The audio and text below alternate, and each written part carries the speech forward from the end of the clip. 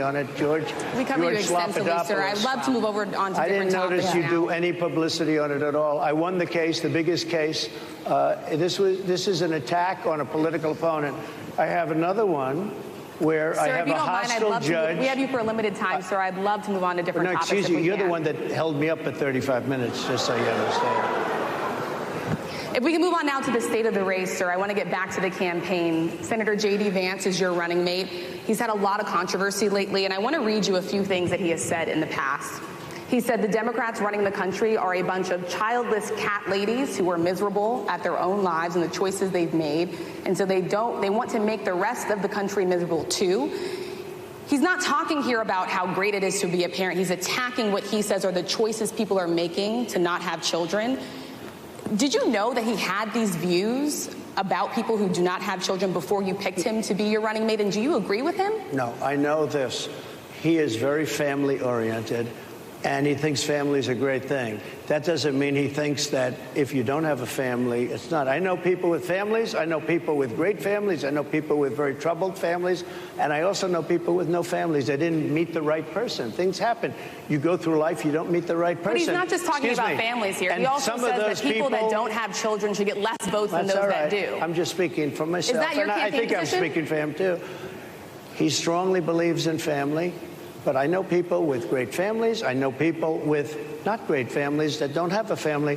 And the people without the family are far better. They're superior in many cases, okay? He's not saying they're not.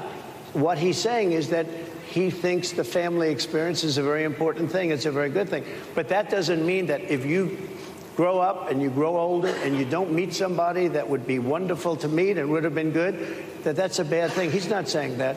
My interpretation, you'll have to ask him, actually, but my interpretation is he's strongly family-oriented, but that doesn't mean if you don't have a family, there's something wrong with it. Just one last point, and then we'll move on. Just one of the bedrock principles of American life is one person, one vote. Senator J.D. Vance has suggested that someone who has children should have more votes than a person who does not have children. I just want to be clear here. Is that the position of your campaign? Well, no, but it's not something I have ever heard before. I can tell you this. Right now you have illegal aliens coming into our country, many from prisons and many from mental institutions, and they want to give them votes. I don't think they should have votes. They came into our country illegally, and they're taking the vote away from all of the people in this room that have been here a long time, that have worked hard, that in many cases, and you'll see this happening, if I'm not elected, you're going to see it happening. If I am, you're not going to have any problem. But you're going to see it happening a long time. You're going to see the people in this room and people outside of this room are going to be losing their jobs to people that have come into this country illegally.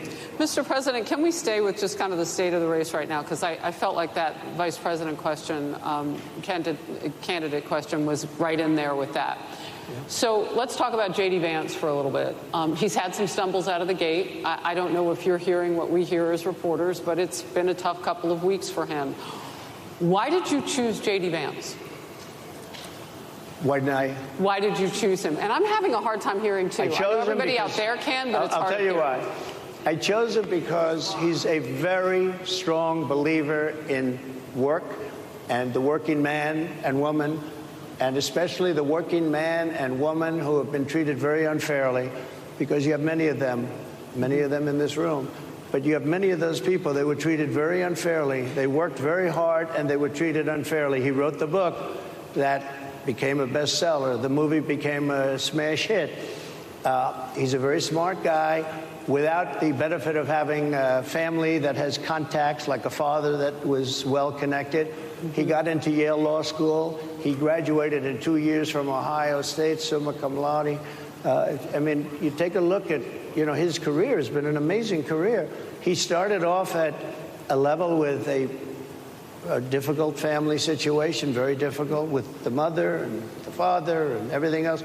He ends up going to Yale Law School and was one of the top students, became the head of the Law Journal. I mean, that's an amazing thing. He's a 4-year, he was in the military with great distinction for 4 years, got out, went into business, became successful in business, very successful in business, actually. Did public offerings and other things. And I have to believe in that. I mean, he's somebody that was born in a rough situation. Most of the people know that situation because it was very well documented in his book. And I have a lot of respect for somebody that can get into Yale and become one of the best students in Yale, that meets a young woman at Yale who was also outstanding, and they get married, they have a beautiful family. But he had he's made himself an amazing life. He then goes to Ohio, lives in Ohio, and he had my endorsement. That helped. But he wins the Senate. He becomes a United States Senator. So he's a United States Senator. So Harris, like I respect you for your success, I respect people for their success. The reason I asked the question is because the last time you and I sat and talked was the day that you were shot. We'd been together for much of that day. You left to go to Butler, Pennsylvania, and we didn't know what was next. Yeah. And 2 days after that... I cannot understand. Your microphone I know, is so it is really hard for me to understand you, too. I can understand you perfectly. Because she's closer. I can understand you. I'm happy to hear that, sir. But I can't really understand, Harris. I have a few more questions. Because of the distance, and the mics are really in lousy shape, but I cannot understand Are you asking a question? what you're saying. So what I wanted to say was the last time we spoke,